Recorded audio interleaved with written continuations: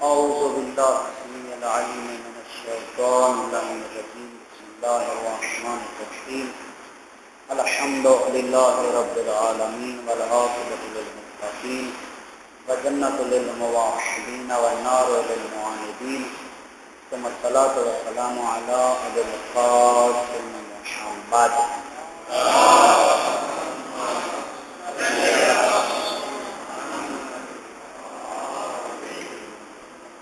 اما بعد فقد قال الله تبارك وتعالى في كتاب المجيد وفرقان الحميد.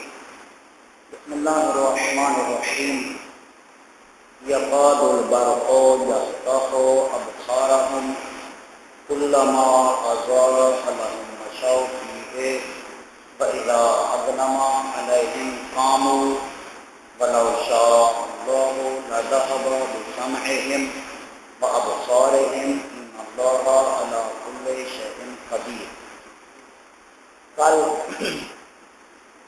پروردگار عالم نے جو منافقین کے لیے دو مثالیں بیان فرمائیں، کل ان کا تذکرہ ہوا کہ ان مثالوں میں پروردگار عالم نے ہمیں یہ بتلایا.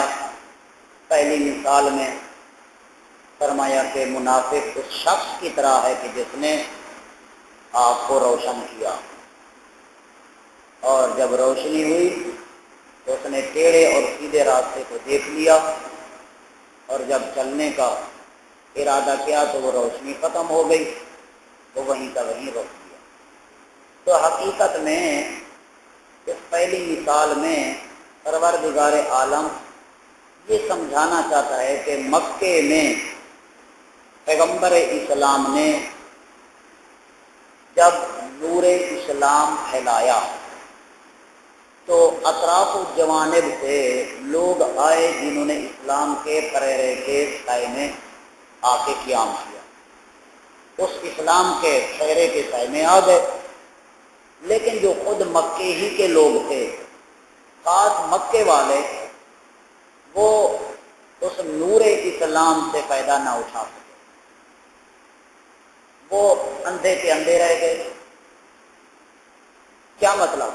یعنی جہاں انہیں غور و فکر کرنا چاہیے تھا انہوں نے کچھ غور و فکر نہیں کیا، لہذا وہ اسی حالت ہی میں رہ گئے کہ جس طرح انسان کے سامنے سے روشنی ختم ہو جائے تو پھر وہ نہیں چل پاتا. تو پہلی مثال میں یہ، اور اس کے بعد یہ ہوا کہ دوسری مثال میں پروردگار عالم نے یہ ارشاد فرمایا جو بارش کی مثال تھی. اس نے منافق کی زندگی بتائی کہ ایسے ہے جیسے چاہو آسمان سے بارش برس رہی ہو، صفحہ بیابان میں وہ کھڑا ہوا ہو، اندھیری پرخطر رات ہو، اس میں کیا ہے بادلوں کی گرج، بجلی کی چمک، اس سے اس میں خوف پیدا ہوا. تو یہ ایسے ہے کہ جیسے بارش رحمت بن کے آتی ہے تو اسی طرح اسلام بھی رحمت بن کے آیا. اور جب اسلام رحمت بن کے آیا تو ادھر منافقین نے کیا دیکھا کہ جب اسلام کو کامیابی ہوئی تو ان کے دل میں یہ ہوا کہ اسلام اچھی چیز ہے، لہذا اسے قبول کر لینا چاہیے، دل میں یہ خیال آیا. اور جب کسی بات میں مسلمانوں کو ناکامی ہوئی تو پھر یہ کہنے لگے کہ نہیں، بلکہ ہم اسی طرح ہی صحیح ہیں جس طرح منافقت کی حالت میں وہ زندگی گزار رہے تھے. لہذا یہی وجہ ہے کہ اسی لیے پروردگار عالم نے کیا کیا، یہاں تک بتایا کہ یقاد البرق یخطف ابصارہم، فرمایا کہ قریب ہے کہ وہی بجلی کی چمک ان کی آنکھوں کو چندھیا دے. کلما اضاء لہم مشوا فیہ، جب ان کے سامنے روشنی ہوتی ہے تو اس میں وہ چلنا شروع کر دیتے ہیں، چل پڑتے ہیں. وَإِذَا أَظْلَمَ عَلَيْهِمْ قَامُوا، اور جب ان پہ وہ بجلی کی روشنی ختم ہوتی ہے، گویا دوسرے لفظوں میں اندھیرا ہوتا ہے، تو وہ کھڑے ہو جاتے ہیں۔ بلو شاء اللہ لذهب بسمعهم وابصارهم، اگر اللہ چاہتا تو ان کی سماعت، ان کی بصارت اس کو ختم کر دیتا، یعنی نہ یہ سن سکتے اور نہ یہ دیکھ سکتے، لیکن اللہ نے انہیں سننے کی طاقت بھی دی، دیکھنے کی طاقت بھی دی، اس کے باوجود انہوں نے کیا کیا؟ یعنی غور و فکر نہیں کیا، اور نتیجہ یہ نکلا کہ گزشتہ آیات میں یہ آیات ہے تارکہم فی ظلمات لا یبصرون، اللہ نے انہیں اسی اندھیرے میں چھوڑ دیا۔ تو اندھیرے میں جو چھوڑ دیا اس کا کیا مطلب ہے؟ یعنی پروردگار عالم نے ان سے اپنی اعانت اور لطف کو اٹھا لیا، اور جب اللہ کا لطف اور اللہ کی مدد معاونت ان سے اٹھ گئی، اب وہ اسی حالت میں ہی ہیں، یعنی اسی منافقت کی حالت میں، اسی کفر کی حالت میں۔ لہذا یہی وجہ ہے کہ قرآن مجید میں ایک دوسرے مقام پر ارشاد ہوا کہ وَنَحْشُرُهُمْ يَوْمَ الْقِيَامَةِ عَلَىٰ وُجُوهِهِمْ عُمْيًا وَبُكْمًا وَصُمًّا، اور میں کہ انہیں قیامت کے دن اللہ فرما رہے ہم اٹھائیں گے، تو ان کی کیا کیفیت ہوگی؟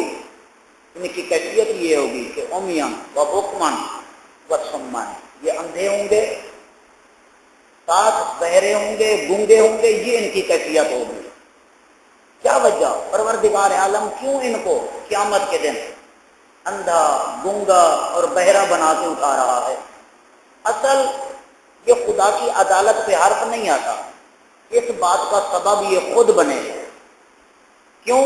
اس لیے کہ دنیا میں رہ کر آخرت کے امور میں انہوں نے بصارت سے کام نہیں لیا، یعنی جس میں انہیں دیکھنا تھا انہوں نے دیکھا نہیں، جہاں غور کرنا تھا وہاں غور نہیں کیا، جہاں ہدایت کو سننا تھا وہاں انہوں نے سنا نہیں۔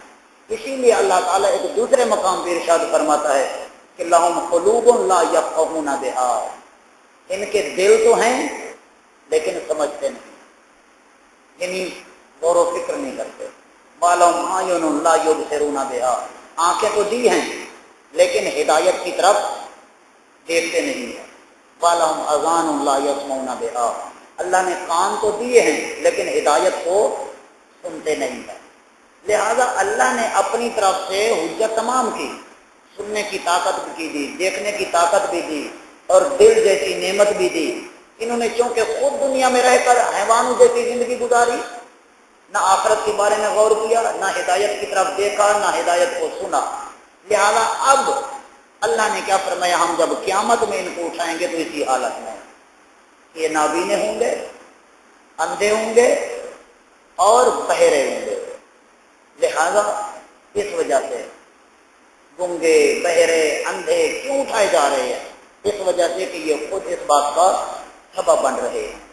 لہذا جب یہ چیز ہے تو اب اللہ کی عدالت پہ کوئی حرف نہیں آتا، اسی لیے اللہ نے اپنی حجت تمام کیا، ہر زمانے میں ایک ہادی کو بھیجا،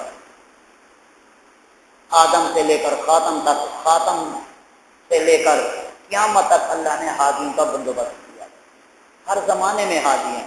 وہ پھر الگ بات ہے کہ انسان کے کان چونکہ دنیا کی طرف متوجہ ہے، اس لیے ہدایت کی طرف غور نہیں کر رہے۔ اگر یہ ہدایت کی طرف غور کریں تو وہ جملات جو حدیث قدسی کے ہیں، پیغمبر اکرم سے جو ارشاد ہوئے، آپ سب کے علم میں ہوں گے کہ یہی جس قبر کے پیٹ میں ہم نے جانا ہے، یہی تو ہم سے روزانہ باتیں کرتی ہے۔ وہ الگ بات ہے چونکہ ہمارے کام دنیا کی طرف متوجہ ہیں، اس لیے ہم نہیں سن پاتے۔ یہی تو کہتے کہ انا یا ابن آدم تذنب علی ظہری و مسیرک فی بطن، اے میری پشت پہ چل کے اللہ لعان گناہ کرنے والے، ذرا سوچ سمجھ کر گناہ کرنا، تیرا آخری ٹھکانہ میرا پیٹ، یعنی آخر میں تو نے یہاں آنا ہے۔ لہذا اور بھی بہت سارے کلمات ہیں کہ انا بیت الوحدہ، انا بیت التراب، انا بیت الظلمہ، یعنی یہاں تنہائی کا گھر ہے جو تیرے لیے بنایا گیا ہے، اندھیرے کا گھر ہے، یہاں کوئی بستر نہیں ہے، مٹی کا فرش ہے، لہذا یہاں اپنا انتظام کر کے آنا۔ تو یہ ساری باتیں ایسی ہیں کہ انسان انہی سے غور و فکر کرے، انہی کے بارے میں سوچے کہ جہاں مجھے جانا ہے کیا واقعہ میں نے وہ انتظام کر لیا ہے کہ نہیں کر لیا. اسی لیے اور پھر ان اللہ علی کل شیء قدیر، اللہ تو ہر شے پر قادر ہے، جیسا چاہے وہ کر سکتا ہے، اس کی قدرت میں کوئی کمی نہیں ہے، نہ اس کی قدرت کو کوئی روکنے والا ہے. لہذا جیسا چاہے جہاں چاہے خلق کرے، یخلق ما یشاء یختار، یعنی وہ جیسا چاہے خلق کرتے. لہذا اس کی قدرت میں کوئی مقابلہ کرنے والا نہیں ہے کہ اس کو روک سکے کہ پروردگار ایسا تو نہیں کیوں کیا. جب وہ ہر شے پر قادر ہے تو ہمیں اس بات پہ یقین کرنا ہے کہ جب وہ قادر ہے تو پھر وہ ہمیں بھی کسی وقت بلا سکتا ہے. جب اس نے یہ کہا ہے کہ میں شکم مادر سے ہی بچے کو بلا سکتا ہوں، ماں کی گود سے لے سکتا ہوں، تو پھر ہم کیوں غافل ہیں؟ اور یہی وجہ ہے کہ حدیث قدسی میں معصوم ارشاد فرماتے ہیں کہ اللہ فرماتے ہیں عجب تو لمن ایقنا بزوال دنیا کیف یطمئن الیہا، جسے پتہ یہ دنیا زائل ہو رہی ہے ایسا ایسا، وہ کیوں مطمئنہ کو یہاں بیٹھا ہے، یعنی تیاری کیوں نہیں کرتا. لہذا عقل مند انسان وہ ہے جو اپنی تیاری کر کے پھر دنیا میں چلتا پھرتا رہے، اسے کوئی کیا ہے خوف و خطر نہ ہو، موت کے وقت کوئی حزن کوئی پریشانی نہ ہو اسے. اب اس کے بعد پروردگار عالم نے یہاں تک کیا کیا؟ پہلے متقیوں کی صفتیں بیان کی، پھر کافروں کے بارے، پھر منافقین کے بارے. تینوں فرقوں کا، تینوں گروہ کا ذکر کرنے کے بعد اب پروردگار عالم ایک عام طور پر اعلان فرما رہا ہے. کیا فرمایا؟ یا ایھا الناس اعبدوا ربکم الذی خلقکم، اے لوگو اپنے رب کی عبادت کرو. الذی خلقکم والذین من قبلکم، کون رب؟ جس نے تم کو اور تم سے پہلے والے لوگوں کو خلق کیا. اب اس میں عام حکم دے کر پروردگار عالم نے کیا کیا ہے؟ متوجہ کیا ہے لوگوں کو اس بات کی طرف کہ ذرا اس بات کو دیکھو تمہیں حکم دینے والا کون ہے. جب کوئی بڑی شخصیت حکم دے تو اس میں کیا ہوتا ہے؟ انسان یہی کہتے کہ جی یہ میرے اوپر لطف ہے کہ اس نے اس قابل سمجھا کہ مجھے کام بتایا. تو وہ اتنا بڑی شخصیت، اتنا بڑا بادشاہ جو قادر مطلق ہے، وہ کہہ رہا ہے لوگوں کو کہ اے لوگوں عبادت کرو اپنے رب کی. کون رب؟ جس نے تمہیں بھی پیدا کیا اور تم سے پہلے والے لوگوں کو بھی پیدا کیا. لہذا یہی وجہ ہے کہ پیغمبر اکرم حضرت محمد مصطفیٰ صلی اللہ علیہ وآلہ وسلم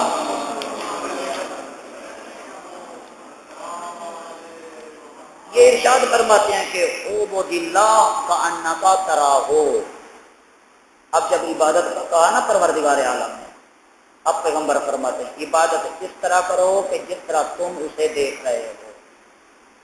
پروردگار کی عبادت اس طرح ہو کأنک تراہ، گویا آپ اسے دیکھ رہے ہیں. فإن كنت لا تراہ فهو یراک، اگر آپ نہیں دیکھ رہے لیکن تمہیں یقین ہونا چاہیے کہ فإنہ یراک، وہ آپ کو دیکھ رہا ہے. لہذا سب سے بڑی عبادت یہی ہے جب انسان اس یقین کی منزل میں آ کے عبادت کرے کہ پیغمبر نے فرمایا عبادت کرو اس کی، لیکن کس انداز میں؟ عبادت کی کیفیت کیا ہو کہ اس انداز میں کأنک تراہ ہو، گویا آپ اسے دیکھ رہے ہیں.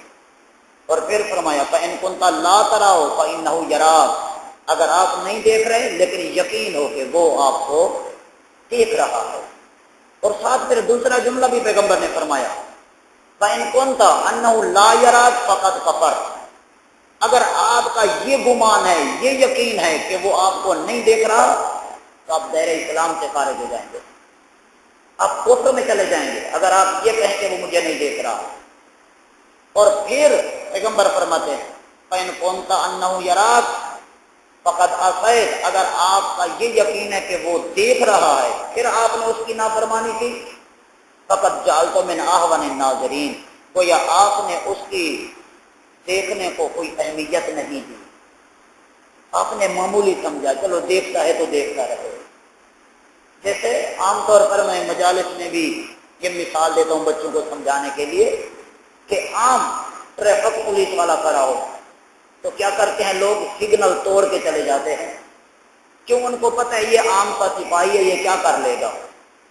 لیکن اگر سرجنٹ آگے کھڑا ہو تو وہ وہیں اشارے پہ رک جاتے ہیں۔ تو لہذا یہی وجہ ہے، معصوم فرما رہے ہیں، پیغمبر فرماتے ہیں اگر آپ کا یہ یقین ہے کہ وہ دیکھ رہا ہے پھر آپ اس کی نافرمانی کر رہے ہیں، کوئی آپ نے اس کے دیکھنے کو کوئی اہمیت نہیں دی، جو دیکھتا ہے تو دیکھتا ہے۔ لہذا یہ ہے عبادت کا طریقہ کہ عبادت اس انداز میں ہو کہ وہ ہمیں دیکھ رہا ہے۔ اور پھر فرمایا کہ افضل الناس من اشغل عبادت، پیغمبر فرماتے ہیں کہ بہترین افضل ترین انسان وہ ہے جو عبادت کا عاشق ہو، وہ افضل ترین انسان ہے۔ یعنی کون؟ جو عبادت میں عاشق ہو۔ تو آنا کہا، پھر پیغمبر فرماتے ہیں خالی عاشق نہیں، عبادت کے گلے میں دونوں بازو ڈال دے، ایسا عبادت کا عاشق ہے۔ اللہ اکبر۔ اب پتہ چلتا ہے کہ معصومین کتنے عاشق تھے عبادت کے، اب پتہ چلتا ہے کہ علی بن الحسین کتنے عبادت کے عاشق تھے۔ لہٰذا یہی وجہ ہے کہ پیغمبر نے فرمایا افضل ترین انسان وہ ہے جو عبادت کا عاشق ہے، اور عشق بھی ایسا ہو کہ عبادت کی گردن میں دونوں بازو ڈال دے۔ اور پھر ساتھ یہ بھی فرمایا وَأَحَبَّهَا بِقَلْبِهِ، دل سے اس عبادت سے محبت بھی ہو، دل سے عبادت کو اپنا محبوب بنا لے۔ اور پھر وَبَاشَرَهَا بِجَسَدِهِ، اور اپنے جسم کے ساتھ اس عبادت کی کیفیت کو بھی سامنے لائے، اپنے جسم سے اس عبادت کو ملا دے۔ وَتَفَرَّغَ لَهَا، اور عبادت کے لیے وقت بھی نکالے، یعنی اور کسی کے لیے نکالے یا نہ نکالے لیکن عبادت کے لیے وقت نکالے۔ اس سے پتہ چلے گا کہ واقعی دل سے اسے عبادت سے محبت ہے۔ اور فَهُوَ لَا يُبَالِي عَلَىٰ أَصْبَحَ مِنَ الدُّنْيَا عَلَىٰ عُسْرٍ أَمْ عَلَىٰ يُسْرٍ، پھر فرمائے کہ جس کی یہ کیفیت ہو کہ عبادت کا عاشق ہو، عبادت کی گردن میں دونوں بازو ڈال دے، دل سے عبادت سے محبت کرے اور جسم کو عبادت سے ملا دے، تو پیغمبر فرماتے ہیں پھر یہ ایسا بن جاتا ہے کہ اٹھتا ہے تو اس کو پرواہ نہیں ہوتی کہ میری صبح تکلیف میں ہو رہی ہے یا آسانی میں ہو رہی ہے، کیوں؟ اس کا عشق عبادت سے ہو چکا ہے۔ تو معصومین علیہ السلام کی ساری زندگی عبادت سے عشق میں گزری، جہاں بھی کوئی نیکی نظر آئی وہیں ہمیں معصوم نظر آئے۔ اور پھر عبادت کی تین قسمیں، العبادت ثلاثۃ، عبادت تین طرح کی ہے۔ ایک عبادت وہ ہے کہ پیغمبر فرماتے ہیں قوم عبد اللہ خوفا، فرماتے ہیں کہ کچھ لوگ تو وہ ہیں کہ جو جہنم کے ڈر کی وجہ سے عبادت کرتے ہیں، فتلک عبادت العبید، پیغمبر فرماتے ہیں یہ وہ عبادت ہے جیسے غلام کوئی آقا کے ڈر کی وجہ سے کوئی کام نہیں کرتے، یہ وہ غلاموں والی عبادت ہے۔ اور دوسرے فرمائے کچھ لوگ وہ ہیں وہ قوم عبد اللہ، جو اللہ کی عبادت کرتے ہیں طلب الثواب، ثواب کی غرض سے کہ ہمیں جنت مل جائے، جو اس لالچ میں عبادت کرتے ہیں۔ فتلک عبادت الاجراء، فرماتے ہیں پیغمبر یہ وہ عبادت ہے جو تاجر عبادت کرتے ہیں، یعنی تاجروں جیسی عبادت ہے، جیسے تاجر کاروبار کرتے ہیں، منافع پہ ان کی نظر ہوتی ہے۔ پھر فرماتے ہیں قوم عبد اللہ، کچھ وہ لوگ ہیں کہ جو اللہ کی عبادت کرتے ہیں لیکن کس انداز میں؟ حبا لہ، اللہ سے محبت کرتے ہوئے۔ فرمایا یہ جو عبادت ہے کہ اللہ سے محبت کی بنا پر جو اللہ کی عبادت کی جائے، فتلک عبادت الاحرار، فرمایا یہ وہ عبادت ہے جو ایک آزاد بندہ عبادت کرتا ہے، یعنی اللہ سے محبت کی وجہ سے عبادت کرنا۔ تو اس کا کیا مطلب ہے؟ یعنی اسے لائق عبادت سمجھ کے یہ عبادت کر رہا ہے، یعنی وہ لائق ہے اس عبادت کا تو اسے سجدہ کیا جائے۔ اور پیغمبر فرماتے ہیں یہی وہ عبادت ہے، وہی افضل العبادات، عبادتوں میں سے بہترین عبادت یہی ہے کہ جو اللہ سے محبت کی بنا پر کیا ہے؟ عبادت کی جائے۔ اور پھر فرماتے ہیں افضل العبادت الفقہ، افضل ترین عبادت کیا ہے؟ حرام و حلال کے مسئلے جاننا، مسائل شرعی سے واقف ہونا، یہ افضل ترین عبادت ہے، یہ چیز۔ اور دوسرا افضل الدین الورع، فرماتے افضل ترین دین کیا ہے؟ حرام سے پرہیزگاری، حرام سے بچنا، یہ افضل ترین دین ہے، اور افضل ترین عبادت مسائل سے واقف ہونا، مسائل شرعی سے۔ لہذا یہی وجہ ہے کہ ہمیں عبادت کا جو کہا گیا ہے، پیغمبر اکرم حضرت محمد مصطفیٰ صلی اللہ علیہ وآلہ وسلم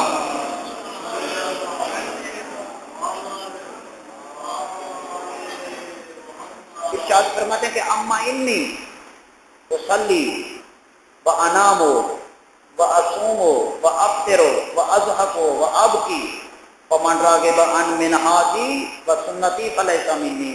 پیغمبر فرماتے ہیں میں نماز بھی پڑھتا ہوں، میں سوتا بھی ہوں، میں روزے بھی رکھتا ہوں، میں روزہ افطار بھی کرتا ہوں، اور میں ہنستا بھی ہوں، میں روتا بھی ہوں۔ پیغمبر فرماتے ہیں فمن راغب عن منہاجی، بس جو میرے طریقے و سنتی میری سنت کو چھوڑ کر چلے گا فلیس منی، بس وہ مجھ سے نہیں ہے۔ یعنی گویا پیغمبر فرما رہے ہیں تمہیں میرے طریقے پر چلنا ہے، نماز جیسی میں پڑھ رہا ہوں ویسی پڑھو، روزہ جیسے میں رکھ رہا ہوں ویسا رکھو، جیسے میں افطار کر رہا ہوں ویسے افطار کرو۔ پیغمبر روزہ کب افطار کرتے ہیں؟ ظاہر ہے قرآن وہ ہے جو پیغمبر کے کردار کا نام ہے، پیغمبر کے اخلاق کا نام ہے۔ قرآن میں آیا اقیموا الصیام الی اللیل، روزے کو مکمل کرو رات تک، لیل تک۔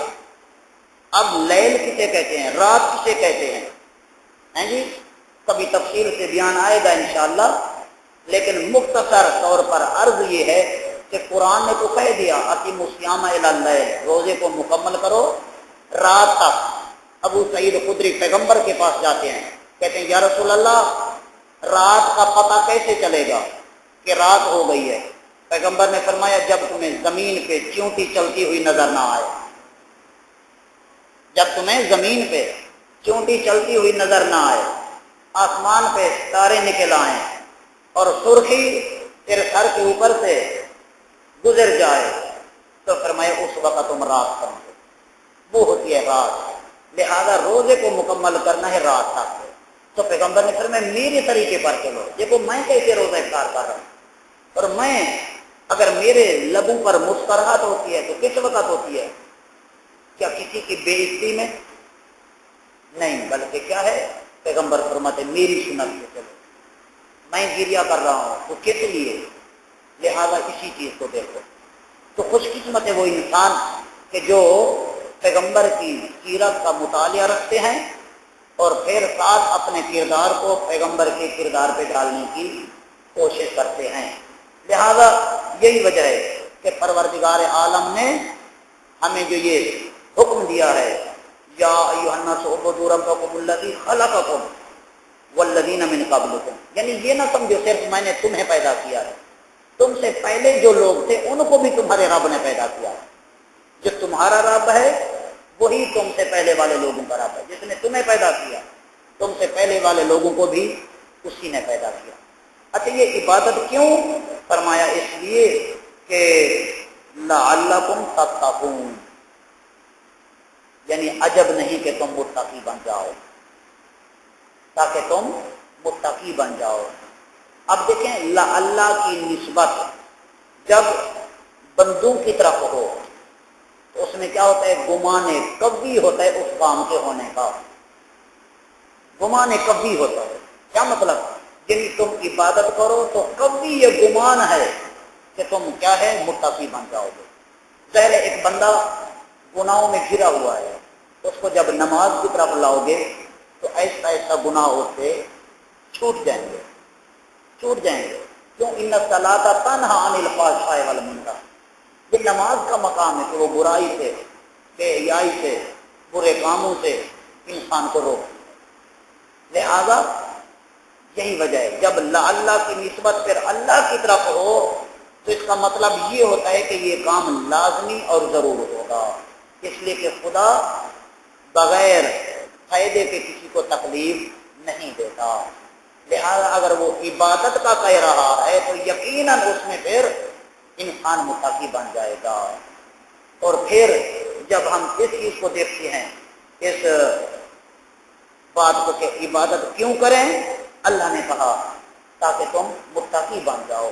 تو اللہ کی نگاہ ہمیں متقی بنانے پر اس لیے ہے، دیکھیں ایک چیز یہ ہوتی ہے کہ بادشاہ اپنے نوکر کو یہ کہتے ہیں کہ یہ کام تم کر لو، عجب نہیں اس کی وجہ سے تمہاری ترقی ہو جائے، یعنی کام معمولی ہے لیکن وہی مشروط ہے اس پر کہ اس کی ترقی ہوگی، تو بڑی جو ترقی ہونی ہے اسی عام کام کی وجہ سے، لہذا عبادت سے تقوی عام ہے، لیکن اللہ نے کیا فرمایا، عبادت کرو تاکہ تم متقی بن جاؤ، یعنی عبادت ہی کے ذریعے تم کیا بنو گے، متقی بنو گے۔ اور تقوی کی تعریف تو آپ پہلے بھی سن چکے ہیں، لیکن اس کے علاوہ دو لفظوں میں تقوی کی تعریف دیکھیں کہ نظم و ضبط کی اندرونی طاقت کا نام ہے تقوی۔ انسان اپنے اندر نظم و ضبط کی جو قوت رکھتا ہے اس اندروں کی طاقت کا نام کیا ہے، تقوی ہے۔ وہ طاقت ایسی طاقت جو طغیان و شہوت کے مقابلے میں انسان کی حفاظت کرتی ہے، مجھے فرمائے نا یہ ہے تقوی۔ اور پھر یہ قوت ایک ایسے مضبوط ہینڈل کا کام کرتی ہے، یہی تقوی کی جو اندرونی طاقت ہے نظم و ضبط کی، ایک ایسے ہینڈل کا کام کرتی ہے کہ وجود انسانی کی جو مشینری ہے وہ الٹنے سے بچ جاتی ہے، گناہوں میں وارد ہونے سے انسان کی مشینری جو بچ جاتی ہے، اب جب یہ اندرونی طاقت ہینڈل کا کام کرے تو نظم و ضبط کی طاقت جس کا نام کیا ہے، تقوی ہے۔ اور پھر امیر المومنین علی ابن ابی طالب علیہ السلام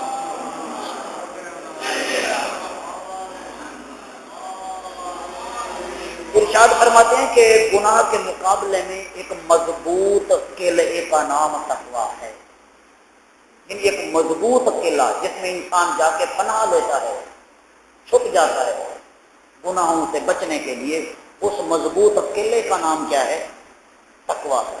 کس نے کہا، امام المتقین ہے۔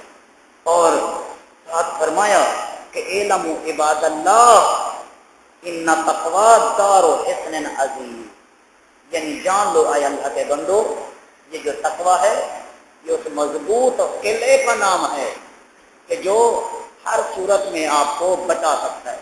پھر ایک مقام پہ ارشاد فرماتے ہیں ان تقوی اللہ مفتاح سداد وذخیرۃ معادن وعتق من کل ملقا ونجات من کل حلقا، فرماتے ہیں کہ ہر بند دروازے کی چابی کا نام ہے تقوی، اور قیامت کے لیے ذخیرے کا نام تقوی ہے، اور شیطان کے گمراہی سے بچنے کے لیے جو آزادی ہے اس کا نام تقوی ہے، اور ہر ہلاکت سے نجات کا نام تقوی ہے۔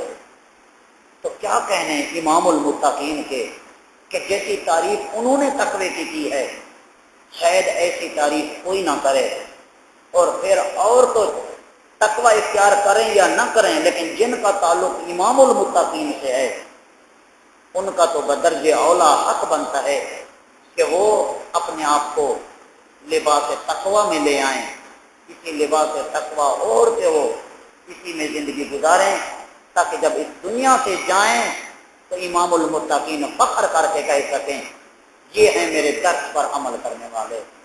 صلی اللہ علی محمد وآلہ الطاہرین، صدق اللہ العلی العظیم۔ اللہم صلی علی محمد وآل محمد، اللہم صلی علی محمد وآل محمد، اللہم صلی علی محمد وآل محمد۔ الہی بحق محمد وانت المحمود وبحق علی وانت العالی وبحق فاطمہ وانت فاطر السماوات والارض وبحق الحق